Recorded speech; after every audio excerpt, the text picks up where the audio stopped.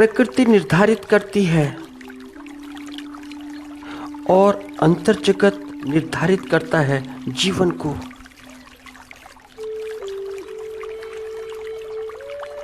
दोनों निर्धारित करते हैं जीवन को, इस जीवन को भी और आने वाले जीवन को भी। और यदि इस जीवन में कुछ छूट गया है, कुछ रह गया है, इस जीवन में कुछ छूट गया हो, कुछ रह गया हो, तो यह मत समझना, ऐसा मत सोचना कि पूर्ण नहीं हो सका या आगे जाकर कभी पूरा नहीं हो सकेगा। होगा, जरूर होगा, देर सवेर की बात है। क्योंकि तुम्हारा निर्माण है, तुम्हारे हाथ का निर्माण, तुम्हारे हाथों द्वारा रचित। क्योंकि तुम्हारे हाथों द्वारा रचित है तो अवश्य पूरा होगा। अब अगर अभी पूरा नहीं हुआ तो आगे, अब नहीं तो आगे होगा, मगर होगा जरूर। पर जरा सोचकर निर्धारण करना, सोचकर।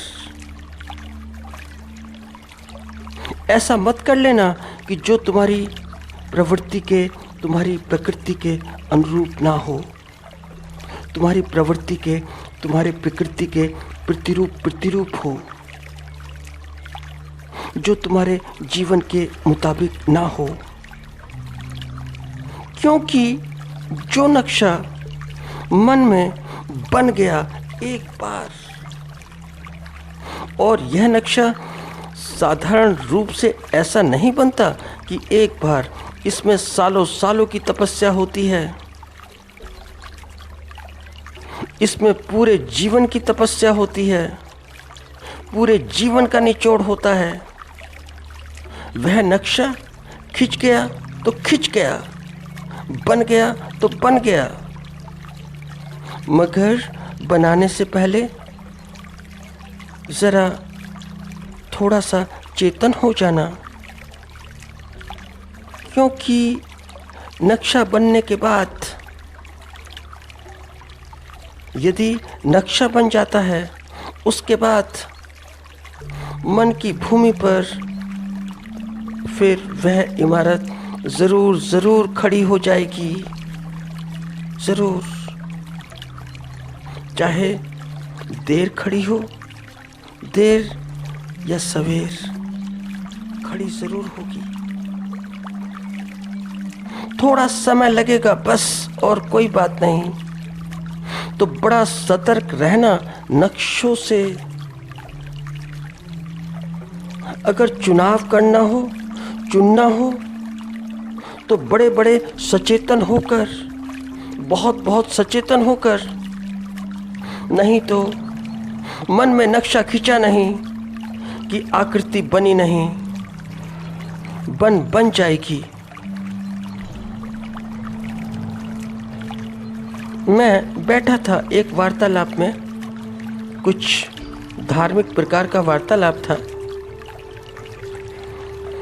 तो एक वक्ता बड़े बड़े मुखर थे, और इतने मुखर कि जिन्हें गीता पूरी की पूरी कंठस्थ थी, सारी की सारी कंठस्थ। वे बोले कि ईश्वर बड़ा दयालु है, बड़ा कृपालु है, बहुत कृपालु। तो श्री कृष्ण कहते हैं अर्जुन को कि अर्जुन, और अर्जुन को ऐसे ही नहीं बोलते, तब बोलते हैं कि जब अर्जुन पूछता है तो बोलते हैं। तो अर्जुन पूछता है, तो मैंने बीच में टोका, अर्जुन ही तो पूछता है, पूरा जगत तो नहीं पूछता उनसे। और अर्जुन ने जो पूछा वह उसके लिए उत्तर, वह आपके लिए तो नहीं, मगर वे मेरी बात टाल गए। वे बोले कि बाद में कुछ भी पूछ लेना, अभी मुझे बोलने दो। तो उन्होंने कहा कि अर्जुन पूछता है कि प्रभु, ये जो मेरा भक्ति भाव है अभी तो है, मेरा ये भक्ति भाव ऐसा ना हो कि कहीं मेरी मृत्यु के पश्चात, मेरी मृत्यु के बाद समाप्त हो जाए। तो समाप्त तो नहीं हो जाएगा, तो कहीं आकाश के बादलों की तरह छिन्न भिन्न तो नहीं हो जाएगा। तो कृष्ण कहते हैं कि नहीं, ऐसा नहीं। मैं ऐसे भक्तों को जो मेरी तरफ आसक्त होते हैं तो उनको श्रीमंत घरों में पैदा करता हूँ, ऐसी व्यवस्थाएं बनाता हूँ कि जहाँ पर वे पिछले जन्म की छूटी भक्ति को आगे और आगे ले जा सकें। तो वे बोले कि भगवान इतने दयालु हैं, इतने कृपालु हैं। तो मेरे बाजू में एक मित्र बैठे हुए थे, वे बोले कि आपका इस संबंध में क्या विचार है, आप भी तो बोलिए। तो मैं थोड़ा सा हास्य विनोद के मूड में था, तो मैंने कहा कि कृष्ण जी ने जो कहा, जो कृष्ण जी ने कहा वह बिल्कुल ठीक एकदम सही, उनका वक्तव्य बिल्कुल सही है, मगर पंडित जी का जो वक्तव्य है बिल्कुल गलत है। मेरा ऐसा बोलते ही, ऐसा कहते ही तो पंडित जी की आंखें निकलकर बाहर की तरफ, मेरी तरफ, वे बोले, मैं कैसे गलत हो सकता हूँ, कहाँ से गलत हो सकता हूँ, मेरी बात कैसे गलत हो सकती है? अगर मेरी बात भी गलत हो सकती है तो भगवान की बात भी गलत है। अब वहाँ पर काफ़ी लोग, तो मैंने कहा मैं गीता की बात नहीं करता हूँ, गीता की कोई बात नहीं है, मैंने तो कुछ आपके संबंध में, थोड़ा सा आपके संबंध में, क्योंकि मुझे एक बात बताओ कि इन हल्की फुल्की छोटी मोटी बातों में भगवान को क्या रस हो सकता है और कैसा रस हो सकता है? क्यों रस होगा? वह तो मनुष्य स्वयं ही पूरा कर लेता है, खुद ही पूरा कर लेता है, और जो तुमने अपूर्ण छोड़ा इस जीवन में वह पूरा हो ही जाएगा, जैसे भी पूरा हो, भले ही अगली बार हो, अगले जन्म में हो, उससे अगले जन्म में हो ही जाता है, चाहे अच्छा हो या बुरा हो, जो भी चुना गया हो। अगर भक्ति अपूर्ण रह गई है तो वह भी पूर्ण हो जाएगी, क्योंकि भक्ति का गर्भ बन गया। और यदि भोग अपूर्ण रह गया है तो वह भी पूर्ण हो जाएगा। इस बार नहीं तो अगली बार, अगली बार नहीं तो अगली बार।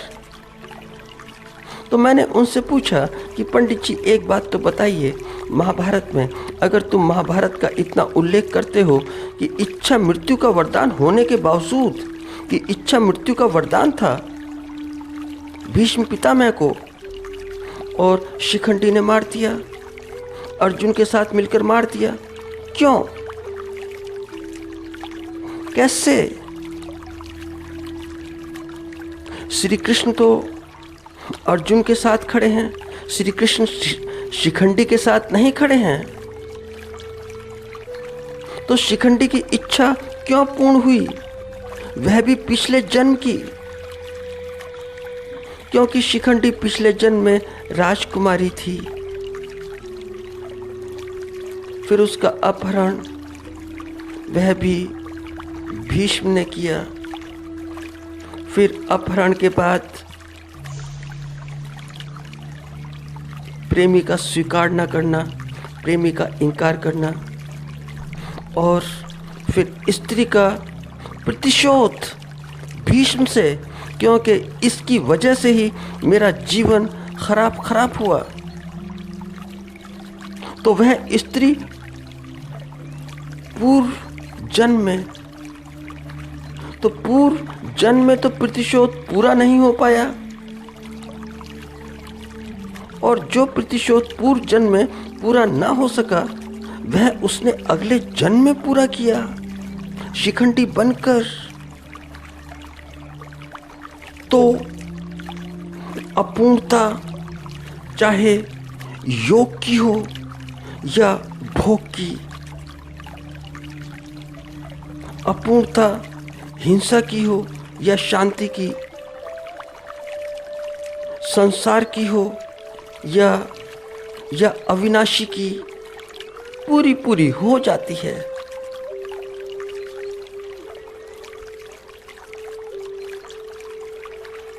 थोड़ा पहले या थोड़ा बाद, तो अब पंडित जी भी